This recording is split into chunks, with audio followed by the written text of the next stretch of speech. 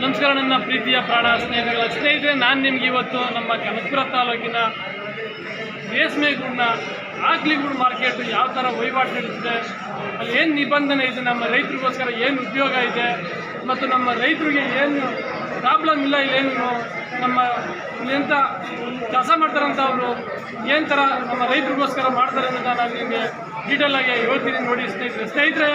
ನಮ್ಮ ರೈತರುಗಳು ಇಲ್ಲಿ ಆಕ್ಲಿಗೂಡು ಮಾರ್ಕೆಟ್ದವರಿಗೆ ಯಾವುದೇ ಒಂದು ಪ್ರಾಬ್ಲಮ್ ಇಲ್ಲ. ಯಾಕೆ ಅಂದರೆ ಒಂದು ಮಗು ಸಹಿತ ಬಂದು ಇಲ್ಲಿ ಆಕ್ಲಿಗೂಡು ಆಕ್ಲಿಗೂಡನ್ನ ಸೇಲ್ ಮಾಡ್ಕೊಂಡು ಹೋಗೋದು. ಆಕ್ಲಿಗೂಡು ಅಂದರೆ ಏನಂದ್ರೆ ಗೊತ್ತೇ ಸ್ನೇಹಿತರೆ, ನಾವು ಬೆಳೆದಂಥ ರೇಷ್ಮೆಯಲ್ಲಿ ಇಂಗ್ಲಿಸ್ತಂಥ ಗೂಡು ಅಂದರೆ ಸ್ನೇಹಿತರೆ ಊಜಿ ಬಿದ್ದಿರ್ಬೋದು, ಒಟ್ಟಿ ಗೂಡು, ವೇಸ್ಟ್ ಗೂಡು.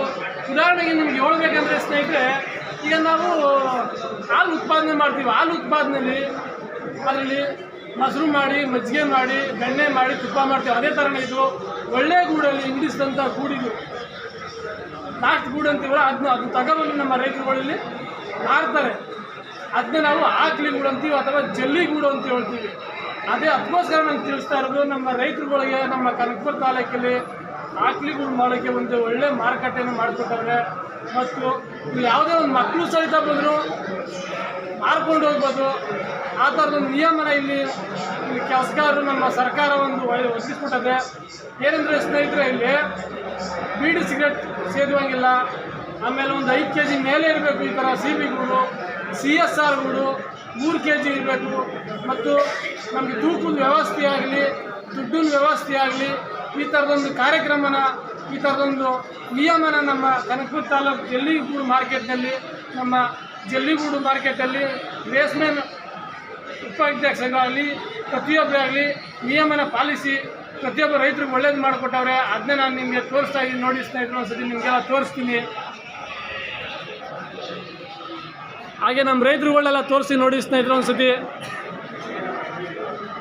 ನಮ್ಮ ರೈತರುಗಳು ಅಂದರೆ ಸ್ನೇಹಿತರೆ ಪ್ರತಿಯೊಬ್ಬರು ಎಷ್ಟು ಕಷ್ಟಪಡ್ತಾರೆ ಅಂದರೆ ಸ್ನೇಹಿತರೆ, ರೇಷ್ಮೆ ನೂಲು ತೆಗಿಬೇಕಾದ್ರೆ, ರೇಷ್ಮೆ ಗೂಡು ಕಟ್ಟಿಸ್ಬೇಕಾದ್ರೆ, ನಿಂದೇ ಒಂದು ವಿಡಿಯೋದಲ್ಲಿ ಹೇಳಿದ್ದೀನಿ, ಚಿನ್ನ ತೆಗೆದಂಗೆ ತೆಗಿಯೋದು. ಇದನ್ನ ಸಾಕಬೇಕಾದ್ರೆ ಕಣ್ಣಲ್ಲಿ ಕಣ್ಣಿಟ್ಟು ಸಾಕೊಂಡು ಪ್ರತಿಯೊಬ್ಬ ರೈತರುಗಳು ಇಲ್ಲಿ ಜಲ್ಲಿಗೂಡು ಮಾರ್ಕೆಟ್ಗೆ ತಗೊಬಂದು ಜಲ್ಲಿಗೂಡನ್ನ ಸೇಲ್ ಮಾಡ್ಕೊಂಡು ಹೋಗ್ತಾರೆ. ಅದನ್ನ ನಾನು ನಿಮ್ಗೆ ತೋರಿಸ್ತಾ ಇದ್ದೀನಿ ನೋಡಿ. ಕನಕಪುರ ತಾಲೂಕು ಸುತ್ತಮುತ್ತ ಪ್ರತಿಯೊಬ್ಬರು ಮತ್ತು ಡೈಲಿ ವಹಿವಾಟು ನಡೀತಿದೆ. ಯಾವುದೋ ಒಂದು ಪ್ರಾಬ್ಲಮ್ ಆಗ್ದಂಗೆ ನಮ್ಮ ರೈತರುಗಳು ಅಡ್ಡ ಅಂತ ಬಂದು ಇಲ್ಲಿ ವ್ಯಾಪಾರ ಮಾಡಿಕೊಂಡು ಡೈಲಿ ಒಯ್ತಾರೆ. ಅದೊಂದು ನಿಮ್ಗೆ ತೋರಿಸ್ತಾ ಇದ್ದೀನಿ ನೋಡಿ ಸ್ನೇಹಿತರೆ.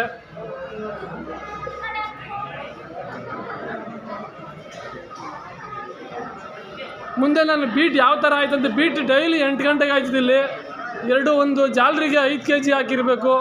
5 kg ಮಿನಿಮಮ್ ಇರಬೇಕು. CB ಗೂಡು, CSR 3 kg ಇರಬೇಕು ನೋಡಿ. ಒಂದು ಜಾಲರಿಗೆ 2 ಹಾಕಬೇಕು. 2 ಭಾಗ ಮಾಡಿ ಹಾಕ್ತಾರೆ. ಈ ಥರ ಒಂದು ಹಾಕ್ಕೊಂಡು ವ್ಯಾಪಾರ ಮಾಡ್ಕೊಂಡು ಹೋಗ್ತಾರೆ.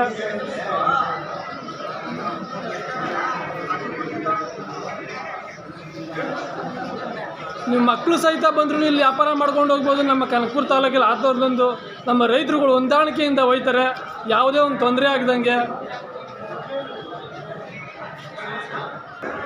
ಅಲ್ಲಿ ಬೀಟ್ ಆದಮೇಲೆ ಸ್ನೇಹಿತರೆ ನೋಡಿ, ಇಲ್ಲಿ ಬಂದು ತೂಕ ಮಾಡ್ತಾರೆ. ಇಲ್ಲಿ ಕೆಳಗಡೆ ಎತ್ಕೊಬಂದು ಪಟ್ಟಿಗಳನ್ನ ತೂಕ ಮಾಡಿ ಬೇರೆ ಕಡೆ ಇಲ್ಲಿ ಇನ್ನೊಂದು ಆಫೀಸ್ ಐತೆ, ಅಲ್ಲಿ ಅಮೌಂಟ್ನ ಅಲ್ಲೇ ಕೊಡ್ತಾರೆ ಕೈ ಮೇಲೇ.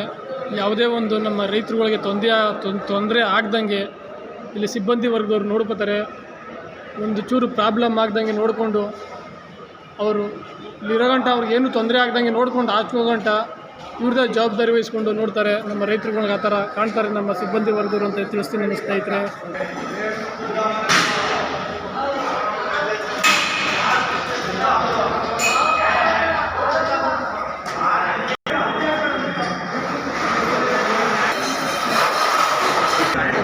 ಇನ್ನೇನು ಬೀಟು ಶುರು ಆಯಿತು ಸ್ನೇಹಿತರೆ. ನಿಮ್ಗೆ ಯಾವ ಥರ ಬೀಟ್ ಹಾಕ್ತಾರೆ ಇಲ್ಲಿ ಅನ್ನೋದನ್ನ ತೋರಿಸ್ತೀನಿ. ರೀಲರ್ಸ್ಗಳೆಲ್ಲ ಬಂದವ್ರೆ.